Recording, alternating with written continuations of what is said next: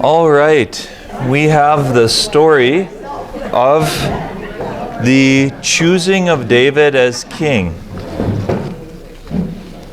Choosing of David as king. And it's the chapter in the book starts with some of the things about shepherds that I think are helpful. The table that I sat at in the corner, we had a good discussion, I thought, about some of the things with shepherds. That shepherds they took care of sheep, but there's a lot of questions that we don't know. How many shepherds were there with David? Was it some sheep and David and he was alone?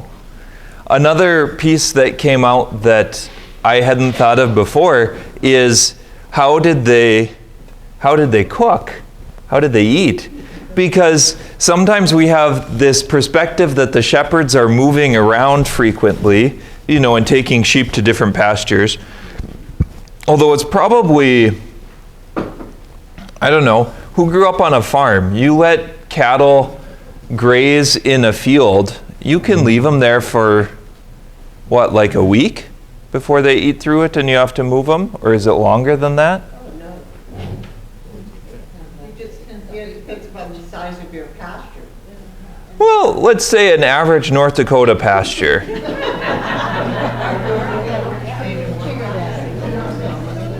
Yours stayed in one the whole summer? Oh, did you bring them other food? No, it was acres. It was a big pasture. It's big pasture. So, like if you have 100 head of cattle, you can leave them on something for... Okay, if you have 100 head of cattle, how long can you leave them in a field? Depends on the size of the field. You guys are impossible. Not an answer, I don't think. We're just trying to guess. We don't need to get it exact. This is ballpark. But at the very least, it demonstrates that if you can leave a herd of cattle in one field, if it's a quarter of land or something, and it's, what is a quarter, 160 acres, I think? If you can leave them on that for a season, then shepherds didn't have to move constantly. So they must have had some place that was it seems logical to suggest that there was some place that was a little bit like a camp or a little bit like where they had a fire pit or something where they cooked. I'm sure they ate simple food. The text notes that they had to be watchful, they had to be vigilant for wild animals. The book comments about them having dogs. And that's an interesting thing because the Israelites as a whole aren't big fans of dogs. It shows up in other places in the text where calling someone a dog was a derisive thing. Goliath uses that phraseology when he confronts David, who am I that you send this dog out after me? But it doesn't mean they didn't have dogs. Sheep herding dogs are pretty incredible. I don't know if they had the border collies. I think those are from places like Scotland and Ireland, if I'm not mistaken. I think they're from further north.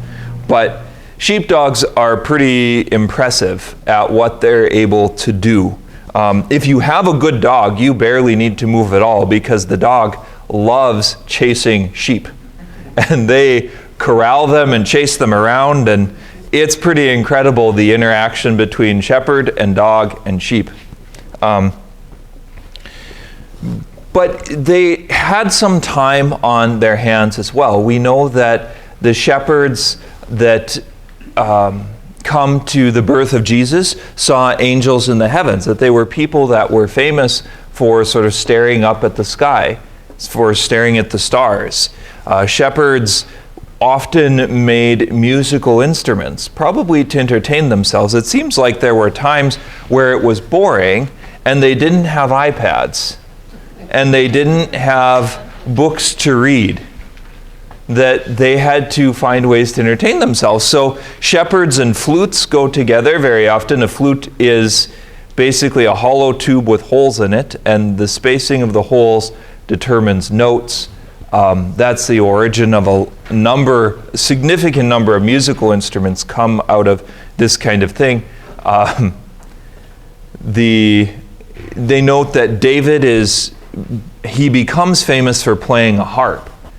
And it's a little bit misleading. This is where I think you have to be cognizant of the text, and that the text is telling us some things, but it's not telling us everything. So David plays a harp. Very good. He plays a harp for Saul later. Does that mean he doesn't play a flute? Probably not. He probably plays a flute as well. But it's amazing how when you read about the scriptures, when you read people who are commenting about the scriptures, they take, if the text doesn't say something, that it didn't happen. How many times does David eat while he's a shepherd? Never. But if you suspect that he never ate, you'd be foolish. How many times does he sleep? Never. He never gets new clothes. He's never wearing anything. It never mentions his clothes at all. It doesn't mean that he was always naked. That would be unheard of in ancient Israel. So there's some of it where you have to use your mind to fill in some of the gaps a little bit. You have to use your mind to sort of apply to the story, because it should be obvious that the story isn't commenting about everything about David. David is a little bit of a mass of contradictions. He becomes the greatest king in Israel, but he's not a perfect man. He gets in trouble. He could be warlike and violent. He gets in trouble with Bathsheba, the wife of Uriah. There's some issues with David, and it's fascinating to see that the Israelites portray this figure who isn't perfect. And it's very interesting that Christianity is a bit the opposite. Christianity is founded upon Jesus, who is perfect, and upon the sort of offering, the self-offering of Mary, who we also believe is without the stain of sin. And so Christianity takes a different direction than Judaism does. The Judaism and this man who's sort of at the height of the kingship isn't a perfect guy. Shepherds live in relation to the sheep. The text notes that they have to be concerned that the weak ones don't get lost. And this is one of the movements or the moments that is very, very challenging. Because in some sense, the weak ones not getting lost is bad for the herd. You actually want the weak ones to die, and you want the strong ones to reproduce. Like, that's how your herd grows in strength over time. And it's got to be an interesting role as a shepherd, because in some ways the text is very much emphasizing that you have to care for the weak and the lonely and the lost. This is something that we practice, especially for humans, for people, that we have a duty and a responsibility to take care of those who are not as able to take care of themselves. But in other ways, like, it's not as good. If you look at the natural world and you look even at something like a lion, for the most part, they're opportunistic hunters. The number of lions that go after like full-grown adult animals is near zero. That doesn't make for being a good lion, because they take too much energy to catch. What do the lions catch and kill? The youngest ones or the oldest ones. The ones that can't keep up with the herd, the ones that can no longer run as well, the ones that are sick and injured. Those are the ones that are sort of picked off from the side. And so there's this balance that nature often finds, and a shepherd is called to violate the balance. You want to save the weak ones. And so there's just this beautiful image of the concern of a shepherd for their sheep, that shepherds have to be cognizant of taking care of their sheep. But it's also not something that they can do constantly. You can't stay up 24 hours a day, all day, every day. It doesn't work. Even people like the Army has figured that out. And some of the stories if you meet like modern day veterans and they talk about being in the midst of war, that's when mistakes are made. When people have been awake for like 35 hours and they've been in a stressful situation or being shot at or anticipating something, that's when, logic and reason tend to go out the window and people behave much more instinctually. That's where some of the crimes that were committed were people that were very overly tired. And I'm not trying to dismiss their responsibility in it or anything, but just like, you can't stay up all day every day. So shepherds must have taken some time. If there was a group of them, it's a little bit easier because you could take turns and sleep. Otherwise, they must have dozed off at some point. They used slings, and this is one of the places where the book, I think, does us no favors, because they talk about a slingshot, and most of you, when you hear slingshot, think of like something that sometimes goes on your wrist or you hold in your hand and you pull a little pebble and let it go.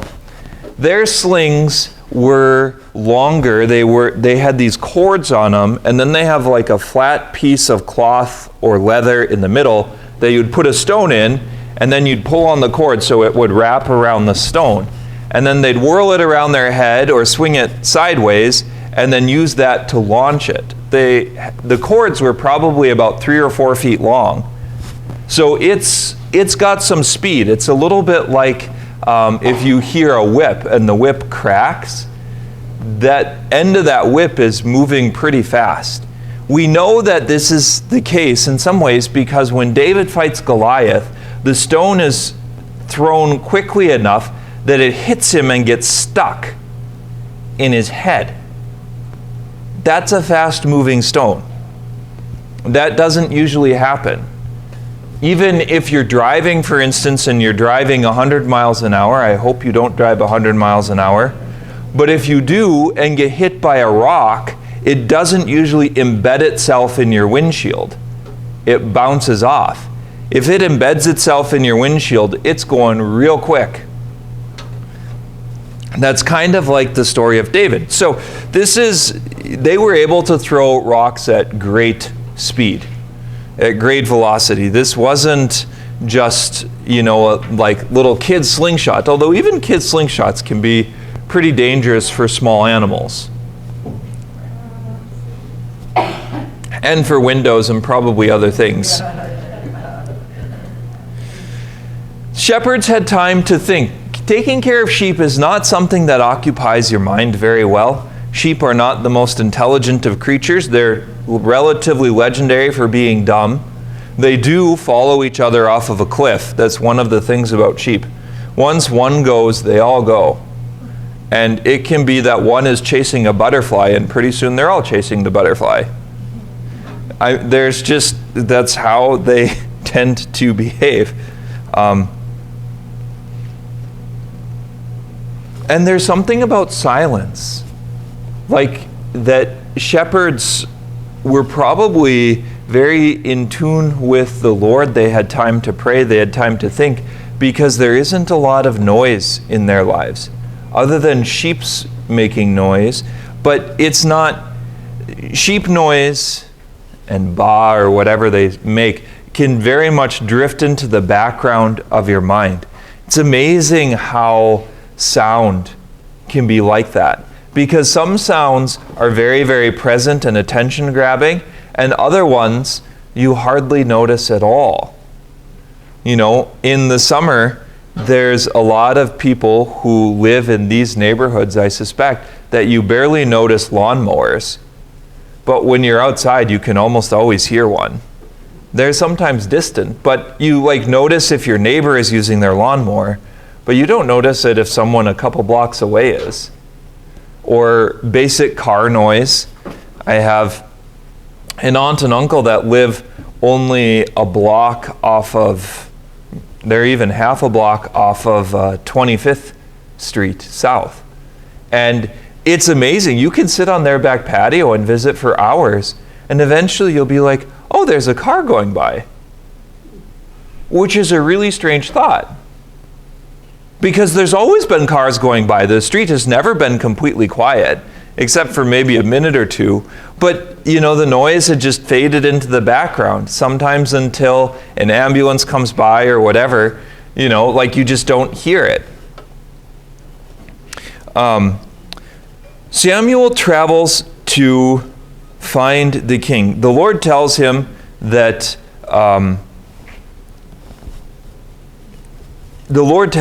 he is to go find David. And we can already see some of Saul's descent into madness. How do we see that? Even right away in the story of Samuel going to anoint a king. There's a clue in the text.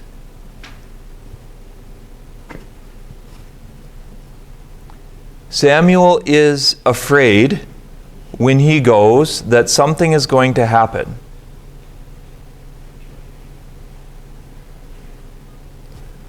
He's afraid that Saul is going to kill him for going to offer sacrifice. Now, why is that the case? The answer is we don't know. But that it's the case, that it happened is what the text records. And for that to be true, for Samuel to be worried about Saul trying to kill him for going to offer sacrifice, means that Saul has become a bit unstable. Because that's not a normal kind of thing, right? This is the descent into paranoia. That Saul becomes more and more worried that someone is going to be anointed king instead of him. Why? Because he's not a very good one. The Lord has told him that the kingship will be torn away from him. But he is on this path that probably started small. Was another beautiful thing that came out in our table discussion. The life of Saul probably started out with some small things, just simple things, maybe missing some prayer time, maybe doing some things. He becomes king, he gains power, he gains authority. If you remember at the beginning of his story of kingship, he was kind of in the middle, maybe more so in the middle than David, because he's zealous for the Lord, but he's also kind of weird. He kills the ox and cuts it up and does those kind of things. But he's losing his sense of self. This is something that happened. You remember King Herod in the time of Jesus, who had the infants killed? This is something that he was famous for. He became more and more worried that people were plotting against him. And there's this descent into madness until he has his wife murdered, he has his son murdered. Like he starts killing hundreds, if not thousands of people because he becomes convinced that they're all plotting against him to overthrow him.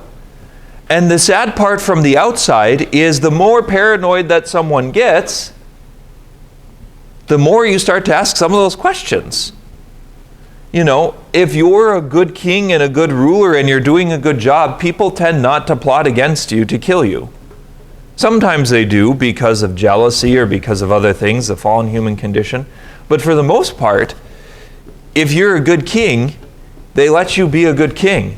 It's when you start down the hill and stuff is going badly that people start to question your judgment or question whether this is right or wrong, and it becomes a place of distress.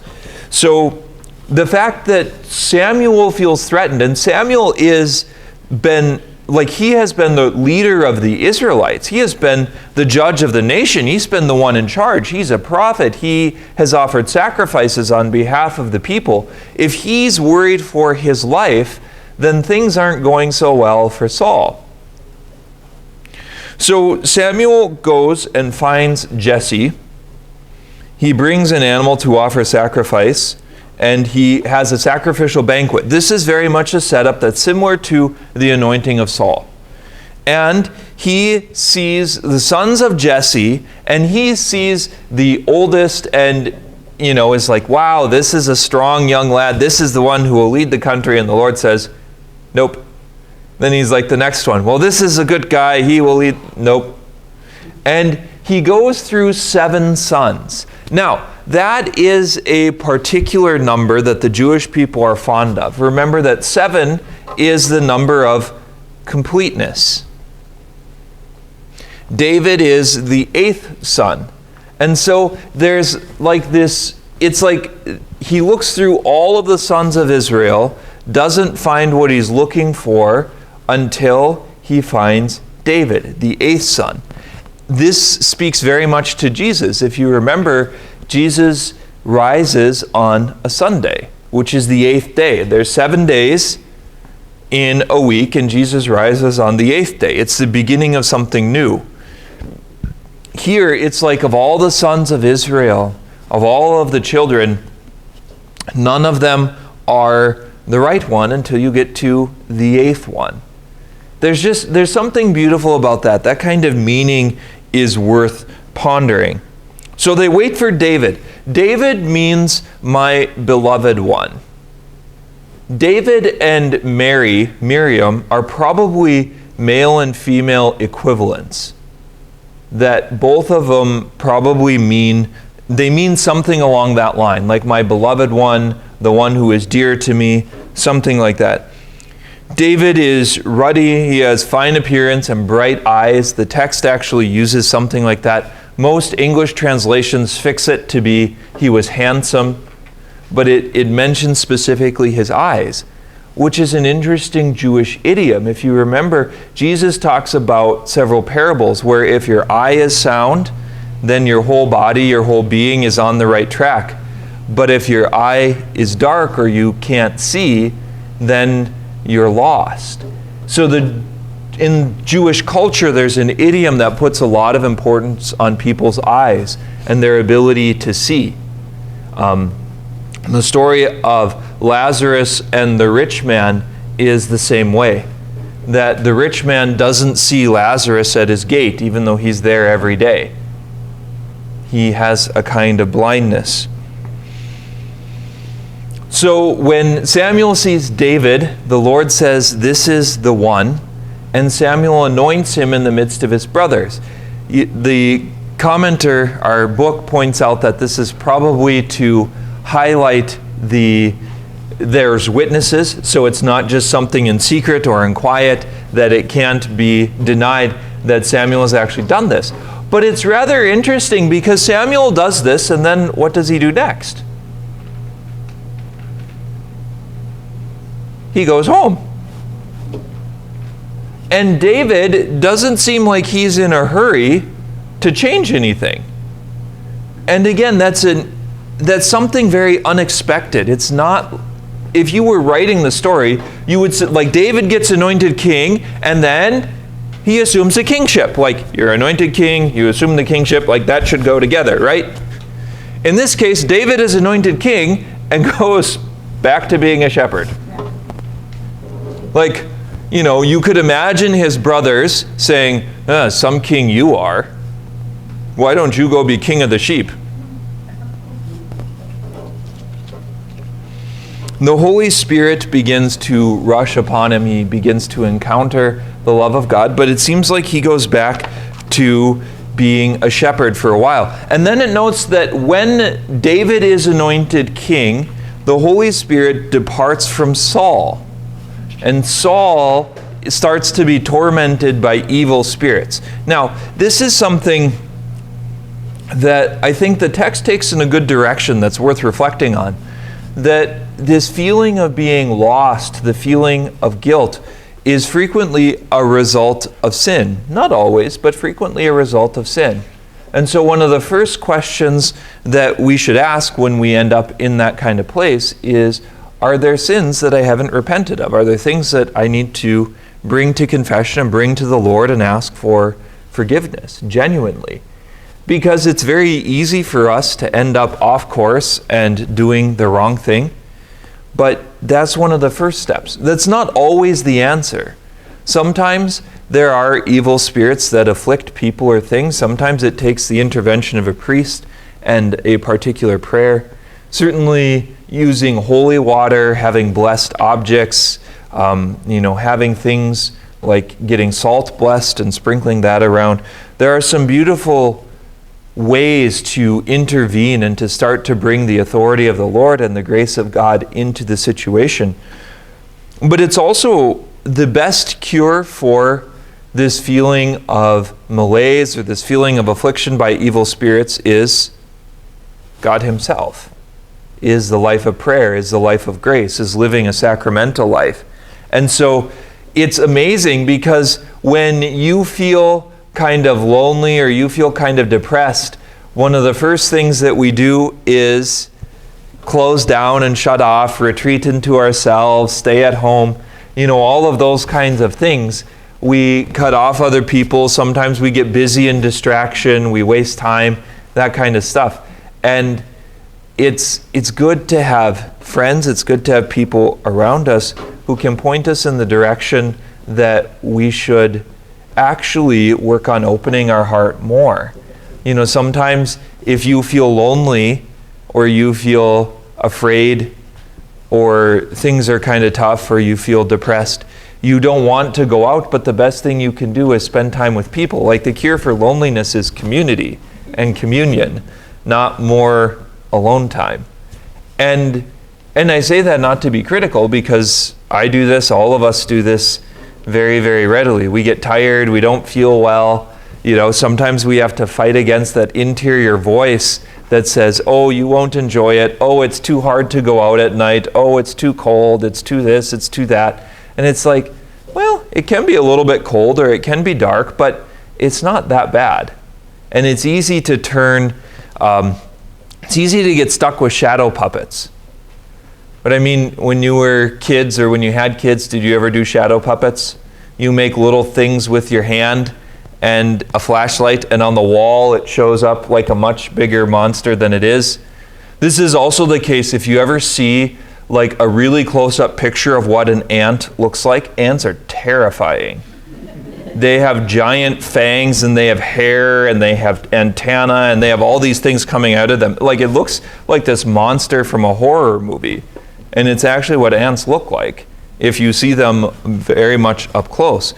But in our lives, we have all kinds of shadow puppets, things that in reality are small like an ant, and we look at the shadows on the wall and feel like they're huge and enormous. And there's this problem of shadow puppets. And if we always give in to the shadows, what happens? Fear and anxiety grow. It's not always good for us. As parents, you had to teach your children not to be afraid of shadows, to look for what is really going on. And that is very much true for us. I think it's very much true for Saul. Saul's servants recognize this and they want someone to play the harp for him because then he won't feel as tormented. This could be distraction. It could be that playing the harp is also an idiom for praying. That David, some of the psalms that he probably wrote later are probably songs that he wrote while he was a shepherd with his sheep. Songs to the Lord, psalms to the Lord, and prayers. So it could be that playing the harp also means praying or singing in a way that would be beneficial. David becomes an armor bearer of the king, and this is something that at this time the family wasn't really able to refuse.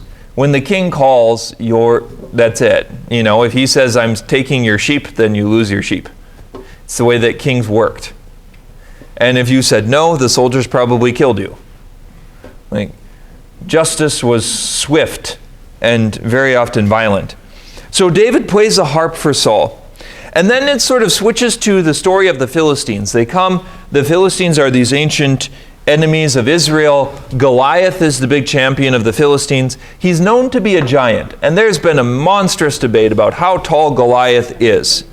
Now, part of it you have to remember is that people were in general short. So 4.5 feet tall is probably average at this time. Maybe 5 feet. So if Goliath was 7 or 8 feet tall, he would have been almost double the size of the other people on the battlefield. That would be very different. People sometimes have this experience if they go to Southeast Asia, where people in general are short. Sometimes Americans are, almost twice as tall as the Chinese people around them. And so they're famous for loving to take pictures with these really tall Americans where you have this whole group of people gathered around you. If you're 6 or 6.5 feet tall and they wanted a picture because you're tall, like to them you're this sort of incredible giant and they can't figure out how you do anything. But Goliath, I think it's unlikely that he's like 10 feet tall or taller than that. Even people that have genetic anomalies and grow extraordinarily quickly, rarely, I think there's a handful of people that are more than 7 feet tall, but like 8 feet tall or more than that is not, it stretches the bounds of possibility. So I don't think I'd put Goliath as bigger than that. I certainly don't think he's like 20 feet tall. Sometimes if you watch children's movies, Goliath has grown a bit from what he was. But he's a champion, he has armor, he has a giant spear. He must have been quite strong. It notes several of the weights of his things, and they're heavy, many, many pounds. Although, again, we have this problem of shadow puppets. I think that the average gear kit for an American soldier is something like 80 or 90 pounds that they're carrying on their back into battle all the time, between armor and weapons and ammunition. 80 or 90 pounds sounds like a lot. I listen to that and it's like, I don't want to carry around 90 pounds. So Goliath, he also taunts the Israelites. So this is a man that's kind of stuck up and prideful. He thinks that he is business and he's going to be in charge. Why don't you send someone out to fight me? And we also learn through the story that he was cursing the Israelites and cursing them by his gods. He's not a very nice man. He is, you could say, wicked and violent and sort of the embodiment of evil. Saul is terrified. So Saul, who is the king, who is supposed to be in charge and supposed to be the one who relies on the Lord, who recognizes and hears the voice of God, he is sort of quivering in his tent. He is afraid. He's not going out to meet Goliath. Goliath marches up and down in front of the Israelite line and taunts them, and Saul does nothing. I don't understand why they don't just shoot him with an arrow. Big, tall guy, like, I can shoot you from way over here, and then you can't hit me with your sword. And archers were very talented. They could hit things that are rather challenging. Now, so much so they've done some modern ones where people throw like an aspirin into the air, and there's a few archers in the world that can shoot it. Like an aspirin. You can become very, very talented at some of these kind of things. Saul is terrified, so this is a natural response to Goliath, but it also reveals part of the problem of Saul. That Saul is like, who is strong enough to fight Goliath? What's the answer?